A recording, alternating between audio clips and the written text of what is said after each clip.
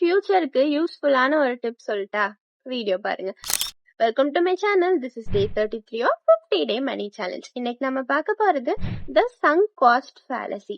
அப்படின்னா என்னன்னா, நீங்க பாஸ்ட்ல ஸ்பெண்ட் பண்ண மணியோ டைமையோ நினைச்சு மறுபடியும் உங்களோட கரண்ட் டைமையும் மணியையும் அந்த டெசிஷனுக்குள்ளேயே போட்டு இன்னும் ஸ்பெண்ட் பண்ண வைக்கிறது தான்.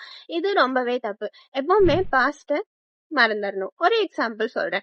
நீங்க ஸ்டாக் மார்க்கெட்ல இன்வெஸ்ட் பண்ணிருக்கீங்க. ஒரு ஸ்டாக் வந்துட்டு உங்களுக்கு கண்டினியூஸா லாஸ கொடுத்துட்டே இருக்கு. அடுத்து நீங்க இன்னும் போய் அதுல 10,000 20,000 போடுறீங்கன்னா இதுதான் சங்க் காஸ்ட் ஃபேலசி.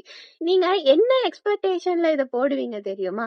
நான் வந்துட்டு ஸ்டாக் மார்க்கெட் கீழே போகல இன்னும் இன்வெஸ்ட் பண்றேன் லோவஸ்ட்ல, அப்ப மேல போகல இது எனக்கு டபுளா ரிட்டர்ன் கொடுக்கும், ஏற்கனவே அந்த லாஸை காம்பன்சேட் பண்ணிரும் அப்படின்னு நினைப்பீங்க. பட் ப்ராப்பரா இன்வெஸ்ட்மெண்ட் பண்ணாம கீழே போச்சுன்னா எப்பவுமே மேலதான் போகும் அப்படின்னு நினைச்சிட்டு மட்டும் இதை பண்ணிட்டு இருந்தீங்கன்னா ரொம்பவே தப்பு. நீங்க எப்பவுமே உங்களோட அப்ப இருக்கிற டெசிஷனை அப்ப இருக்கிற சிச்சுவேஷனை வச்சு மட்டும்தான் அசஸ் பண்ணி டிசைட் பண்ணணும்.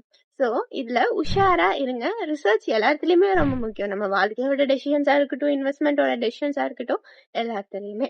இது யூஸ்ஃபுல்லா இருந்ததுன்னா கமெண்ட்ல யூஸ்ஃபுல்னு சொல்லுங்க. Follow me for day 34 tomorrow.